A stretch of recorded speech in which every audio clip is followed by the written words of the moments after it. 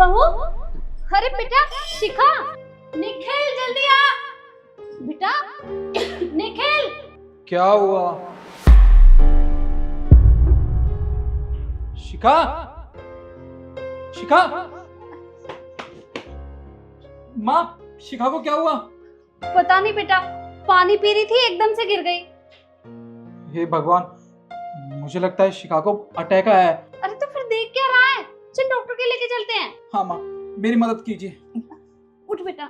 उठो शिखा, कुछ नहीं होगा तुम्हें। चलो। चल मैं भी चलती हूँ साथ। नहीं माँ, घर का ख्याल रखने वाला भी कोई होना चाहिए। और आप शिखा की फिक्र बिल्कुल मत करो। जब तक मैं हूँ शिखा को कुछ नहीं होगा। मैं अभी इसे हॉस्पिटल लेके जाता हूँ, आप घर पे रुकिए। अच्छा ठीक है, पर ध्यान से जाना। जी, कुछ नहीं होगा तुम्हें शिखा। हे भगवान, मेरी बहू को क्या हो गया?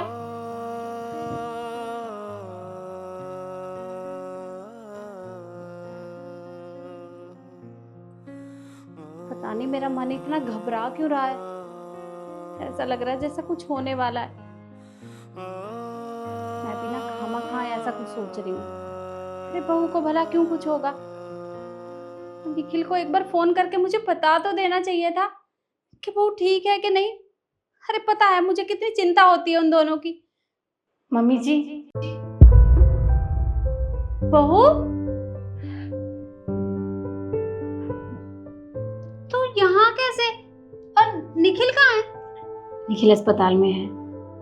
पर तू यहाँ कैसे आई? तेरी तो तबीयत खराब थी ना, तुझे तो हार्ट अटैक आया था बेटा। नहीं मम्मी जी, मैं बिल्कुल ठीक हूँ। आप देखिए ना, आपके सामने बैठी हूँ सही सलामत। अच्छा एक काम कर, चल कमरे में चल, आराम कर ले। नहीं मम्मी जी, मुझे आराम नहीं करना, मुझे आपसे ज़रूरी बात करनी है। देख, बात ना बाद में करेंगे, अभी तेरी तबीयत ठीक नहीं है ना। तू चल कमरे में आराम कर ले, फिर बात करेंगे। मम्मी जी अभी रुक जाइए ना, अभी बात कर लेती हूँ। बाद में क्या पता आपसे दोबारा बात हो पाए या ना हो पाए। ये तो कैसी बहकी बहकी बातें कर रही है। तू आराम कर ले, हम बात बाद में कर लेंगे बेटा। Mummy ji please.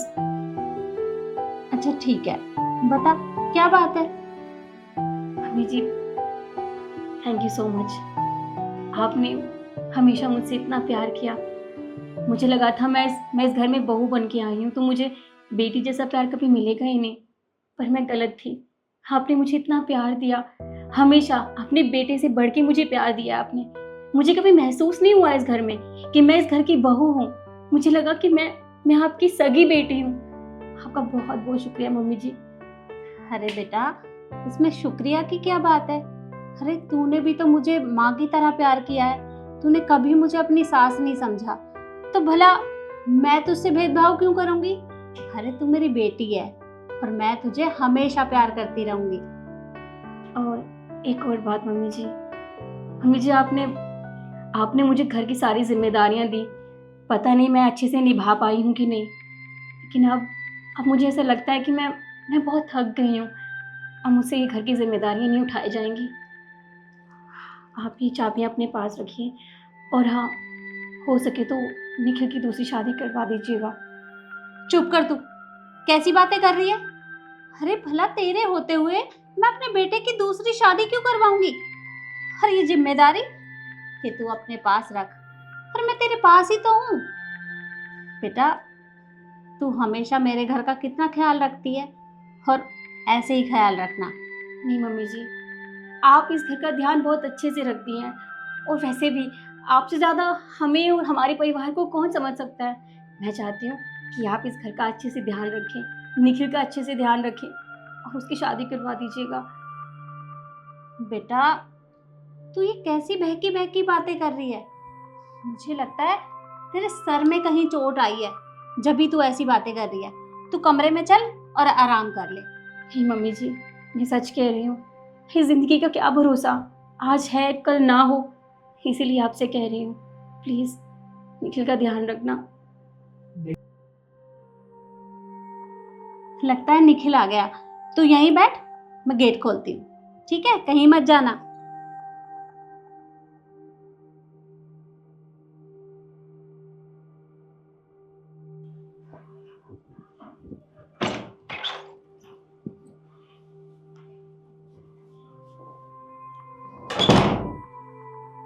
क्या हुआ बेटा, तू इतना परेशान सा क्यों लग रहा है?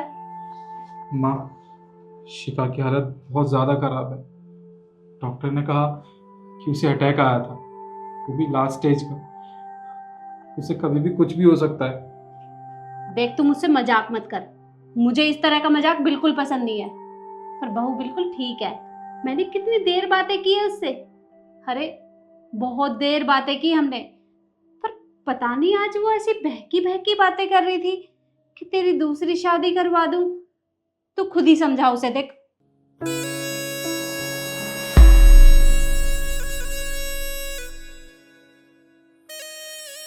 कहाँ चली गई?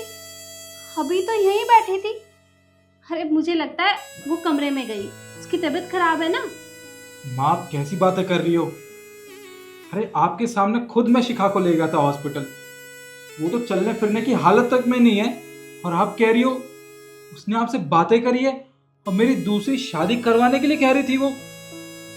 हाँ बेटा, तुझे मेरी बात पे यकीन नहीं है ना?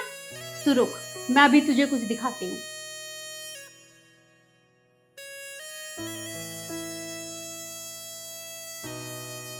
ये देख, ये चाबी, अरे ये हमारे घर की चाबियां हैं, और ये मैंने बहू को दी थी, और वो खुद अपने हाथों से मुझे देके गई है।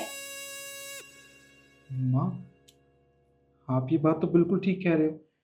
ये चाबी तो आपने शिखा को दी थी, और वो इसे खुद से कभी अलग नहीं करती थी। अरे मैं वही तो तुझे समझा रही हूँ कि बहू ने मुझसे खुद बात की है, और ये चाबी ये उसने खुद मुझे दी है। पर पता नहीं आज उसे क्या हो गया।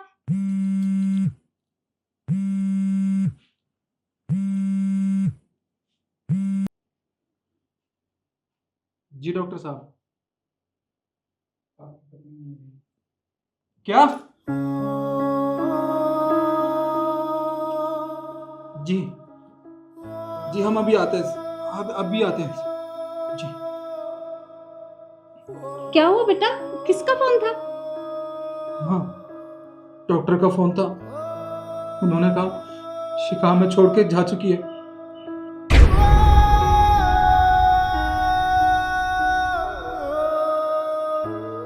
तू झूठ बोल रहा है ना? देख, कह दे कि बहू को कुछ नहीं हुआ, तू मुझसे झूठ बोल रहा है।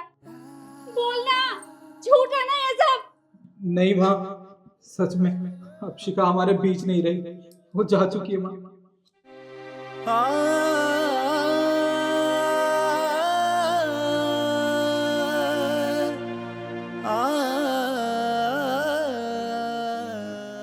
मुझे आपसे ज़रूरी बात करनी है, बाद में क्या पता आपसे दोबारा बात हो पाया ना हो पाया।